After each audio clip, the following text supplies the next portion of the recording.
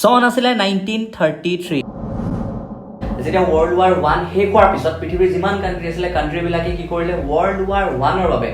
জগৰীয়া কৰিলে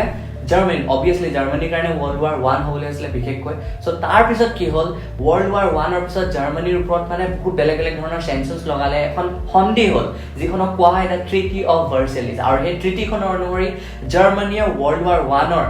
লোকচান হিচাপে ভৰিব লগা হ'ল অলমষ্ট $31 বিলিয়ন ডলাৰতকৈ বেছি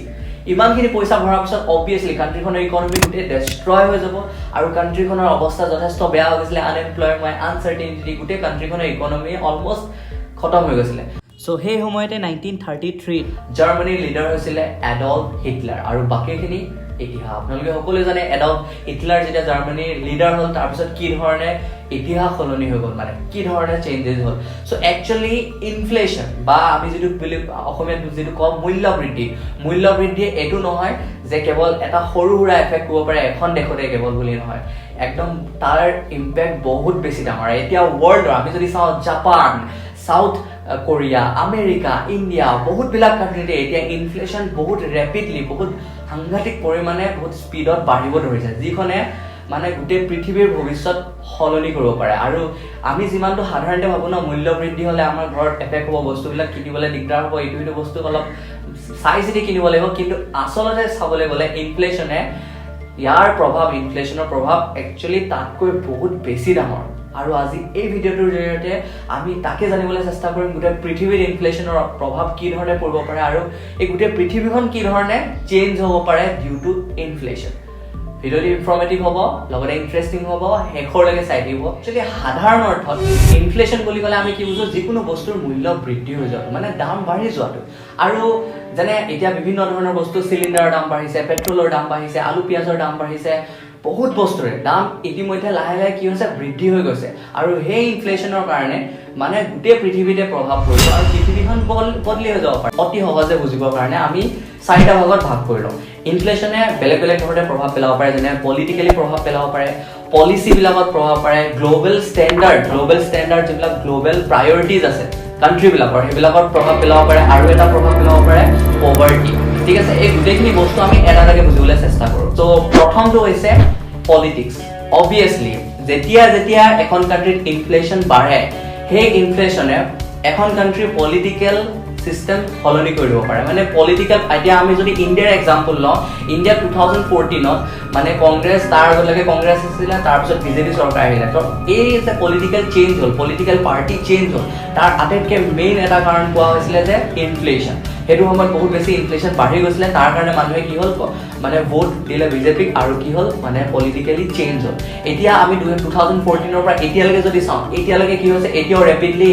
ইনফ্লেশ্যন কি হৈছে বহুত বেছি বাঢ়িব ধৰিছে সো এইটো এটা সংকেত হ'ব পাৰে যে পলিটিকেল চেঞ্জেছো হ'ব পাৰে ডিউ টু ইনফ্লেশ্যন অকল ইণ্ডিয়াতে নহয় আমি বেলেগ কাণ্ট্ৰি এক্সাম্পল চাওঁ ব্ৰাজিল চাওঁ পাকিস্তান চাওঁ আমেৰিকা চাওঁ বিভিন্ন ধৰণৰ কাণ্ট্ৰি ইনফ্লেশ্যনৰ কাৰণে পলিটিকেল চেঞ্জেছ হৈছে আমি এখন কাণ্ট্ৰি যদি চাওঁ এক্সাম্পল ভেনেজুৱেলা কি হয় বহুত বেছি অইল ৰিজাৰ্ভ আছে ৱৰ্ল্ডৰ চবতকৈ বেছি অইল ৰিজাৰ্ভ ভেনেজুৱেলাত আছে বুলি কোৱা হয় কিন্তু আপোনালোকে জানি আচৰিত হ'ব লাষ্ট 1973 পৰা 2022লৈকে অলমষ্ট 3,729% ইনফ্লেশ্যন বৃদ্ধি হৈছে আৰু ইমান বেছি ইনফ্লেশ্যন বৃদ্ধি হৈছে ইমান বেছি মূল্য বৃদ্ধি হৈছে যে ভেনেজুৱেলাৰ মানে লাষ্ট আমি যদি 10-20 বছৰ ডাটা চাওঁ অলমষ্ট 6 মিলিয়নতকৈ বেছি মানুহে নিজৰ ঘৰ বাৰী এৰি বেলেগ দেশ গুচি গৈছে থাকিবলৈ 6 মিলিয়ন অলমষ্ট গোটেই কাণ্ট্ৰিখনৰ 20%তকৈ বেছি পপুলেশ্যন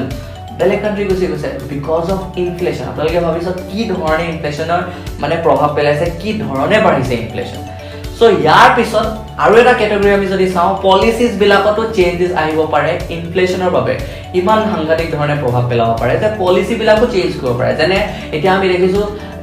ৱৰ্ল্ডৰ মানে এতিয়া ৰিচেণ্টলি কি হৈছিলে ৰাছিয়া আৰু ইউক্ৰেইনৰ মাজত যুদ্ধ হৈছিলে আৰু ৰাছিয়া ইউক্ৰেইনৰ মাজত যেতিয়া যুদ্ধ হ'বলৈ ষ্টাৰ্ট হ'ল তেতিয়া পৃথিৱীৰ বিভিন্নখন কাণ্ট্ৰিয়ে ৰাছিয়াৰ লগত মানে নিজৰ ট্ৰেড বিজনেছসমূহ বন্ধ কৰি দিছিলে আৰু এটা বহুত আচৰিত কথা যে ৰাছিয়াৰ পৰা মানে ইউৰোপিয়ান মেক্সিমাম কাণ্ট্ৰি অলমষ্ট 40%তকৈ বেছি গেছ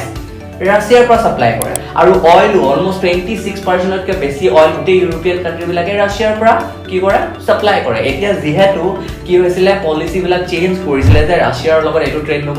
নকৰো ওয়াৰৰ কাৰণে সো তাৰ কাৰণে কি সাংঘাতিক ধৰণে মানে প্ৰভাৱ পৰিলে গোটেই অকল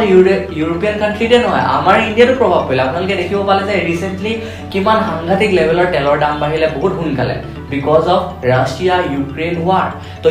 অকল ইউৰোপিয়ান কান্ট্ৰিৰ মাজতে গোটেই বস্তুটো সীমাবদ্ধ হৈ ৰখা নাই হেতু লাহে লাহে বাকি বিলাক কান্ট্ৰিটো প্ৰভাৱ পেলাইছে সো পলিচিজ বিলাক চেঞ্জ কৰিব লগা হৈছে তেলৰ দাম বৃদ্ধি কৰিব লগা হৈছে সাংঘাতিক লেভেলৰ এটা মানে কি হৈছে মানে প্ৰভাৱ পৰিছে ইনফ্লেচনৰ কাৰণে আৰু এটা ক্যাটাগৰী যদি আমি চাও গ্লোবাল প্ৰায়োৰিটিজ বিষয় গ্লোবাল প্ৰায়োৰিটিজত কি হৈছে গ্লোবাল প্ৰায়োৰিটিজ মানে কি এতিয়া বহুত বিলাক কান্ট্ৰিয়ে মিলি পেলানি কিছুমান মানে গ্লোবাল প্ৰায়োৰিটিজ ৰাখে যেনেকৈ ক্লাইমেট চেঞ্জৰ ওপৰত জলবায়ু পৰিৱৰ্তন আমাৰ পৃথিৱীত যথেষ্ট পৰিমাণে হৈছে আৰু যথেষ্ট চিন্তাৰ বিষয় আছে গোলকীয় উত্তাপন বাঢ়িছে বেলেগ ধৰণৰ মানে প্ৰবলেম হৈছে আৰু এই জলবায়ু মানে পৰিৱৰ্তন গ্লোবাল এটো যেটো ক্লাইমেট চেঞ্জৰ কাৰণে মানে বিভিন্নখন কান্ট্ৰিয়ে মিলি পেলানি কিছুমান চুক্তি কৰে যেনে আমি এক্সাম্পল লৈ লৈছো ইণ্ডিয়া ইউএছএ মানে চাইনা তাৰপিছত অষ্ট্ৰেলিয়া নিউজিলেণ্ড এনে 5-6খন কান্ট্ৰি মিলি সাপোজ এখন মানে ডাঙৰ সংগঠন বনালে আৰু সংগঠন বনাই পেলানি আমাৰ কি কৰিলে যে জলবায়ু পৰিৱৰ্তনৰ ওপৰত এখন চুক্তি কৰিলে যে সব কান্ট্ৰিয়ে মানে ক্লাইমেটটো বচাই ৰাখিবৰ কাৰণে পৃথিৱীৰ পৰিৱেশটো বচাই ৰাখিবৰ কাৰণে কিছুমান মানে চুক্তি কৰে সেই চুক্তিৰ মতে এনেকুৱা কি হ'ব যিমান বিলাক কান্ট্ৰি আছে সবে মানে কান্ট্ৰি বিলাকৰ মানে পলিউশন যেটো প্ৰদূষণ হে কমাবলৈ চেষ্টা কৰা হ'ব তাত মানে কেনেকৈ প্ৰদূষণ কমাবলৈ চেষ্টা কৰা হ'ব এতিয়া সব কান্ট্ৰিৰে কি আছে বিজনেস আছে ডাঙৰ ফ্যাক্টৰী আছে কেমিক্যাল উৎপাদন হয় সো হেবিলাকৰ মানে এনেকৈ গভৰ্নমেন্টে কন্ট্ৰোল কৰিব যাতে মানে তাৰ পৰা বহুত বেছি প্ৰদূষণ নহয় কাৰ্বনৰ পৰিমাণ বহুত বেছি নাবাঢ়ে যাতে প্ৰদূষণ হৈ পেলানি মানে গোটেই পৃথিৱীত যাতে প্ৰভাৱ নেপেলায় সো হেতু কাৰণে কান্ট্ৰি বিলাকে মিলি কিছুমান ৰুলছ এণ্ড ৰেগুলেশন বনায় যাৰ কাৰণে কি হয় কন্ট্ৰোল কৰে স্পেশালি মানে প্ৰডাকশন কমাবৰ কাৰণে যাতে পইচাৰ কাৰণে মানে যাতে পৰিৱেশটো যাতে নষ্ট নহয় সেই কাৰণে গোটেইখন কান্ট্ৰিয়ে মিলি বহি পেলানি কিছুমান মানে ডিসিশনস লয় এনেকে মানে পৰিৱেশটো বচাই ৰাখিবৰ কাৰণে কিন্তু ডিউ টু ইনফ্লেশন বাঢ়ি যোৱাৰ কাৰণে এটা কান্ট্ৰি বিলাকৰ পইচা দৰকাৰ হৈছে তো পইচা দৰকাৰ হোৱাৰ কাৰণে কান্ট্ৰি বিলাকে কি কৰিছে এতিয়া ধুমধাম প্ৰডাকশন যেটো বঢ়াবলৈ ধৰিছে তো হেতু কাৰণে নিজৰে গ্লোবাল প্ৰায়োৰিটিজ বিলাকৰ ওপৰত এতিয়া লক্ষ্য দিয়া নাই এটা বহুতখিনি এক্সাম্পল আপোনালোকে স্ক্ৰিনত বিভিন্ন ধৰণৰ নিউজ আৰ্টিকেল দেখিছে সো অষ্ট্ৰেলিয়া বা হক ইউএছএ হক বহুত কান্ট্ৰিয়ে নিজৰ যিবিলাক মানে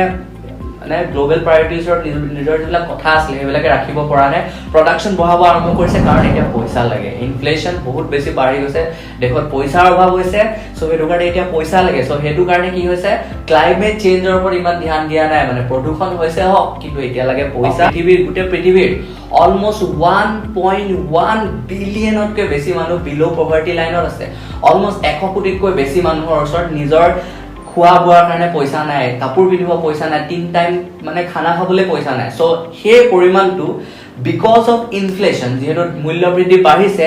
সেই পৰিমাণটো লাহে লাহে বৃদ্ধি হ'ব ধৰিছে মানুহ আৰু বেছি দুখীয়া হ'বলৈ ধৰিছে আৰু 1.1 বিলিয়ন যেটো ডাটা আছিল হেতু বাঢ়িব ধৰিছে মানুহৰ মানে পভাৰ্টি বিলো পভাৰ্টি লাইনৰ মানুহৰ সংখ্যা লাহে লাহে বৃদ্ধি পাব ধৰিছে কি হৈছে মিডল ক্লাছ মানুহ বিলাকো পভাৰ্টি লাইনত আহিছে পভাৰ্টি লাইনত যিবিলাক আছিল অলৰেডি এতিয়া বিলো পভাৰ্টি লাইনত আহিবলৈ হৈছে বিকজ অফ ইনফ্লেচন ইমান বেছি বেয়াকে প্ৰভাৱ পেলাইছে ইনফ্লেচন গতিকে আপোনালোকে দেখিলে গোটেই পৃথিৱীতে কি ধৰণে ইনফ্লেচনে বেলেগ ধৰণে প্ৰভাৱ পেলাব পাৰে মই বিশেষকৈ 4টা বেলেগ ক্যাটাগৰী আপোনালোক বুজাবলৈ ট্ৰাই কৰিলো যে ইনফ্লেচনে কি ধৰণে প্ৰভাৱ পেলাব পাৰে গতিকে একচুয়ালি চাবলৈ গলে যি ধৰণে ইনফ্লেচনে প্ৰভাৱ পেলাই আছে গতিকে গোটেই পৃথিৱীতে বহুত কিখন কান্ট্ৰিতে কিছুমান মেজৰ কান্ট্ৰি যেনে আমেৰিকা অষ্ট্ৰেলিয়া জাপান বহুত বিলাক কান্ট্ৰিত মানে গ্লোবাল ইকোনমিক ৰিসেশন আহিব পাৰে গ্লোবাল ইকোনমিক ৰিসেশন মানে কি এই বিষয়ে জানিম আমি নেক্সট ভিডিও ওকে সো আজিলে ভিডিওটি ইয়াতে সমাপ্ত কৰিছো আপোনালোকে ভিডিওটো যদি ইনফৰমেটিভ পালে তেতিয়া শেয়াৰ কৰিব পুনৰ লগ পাম অতি শীঘ্ৰে এটি নতুন ভিডিওতে তেতিয়ালৈকে বাই বাই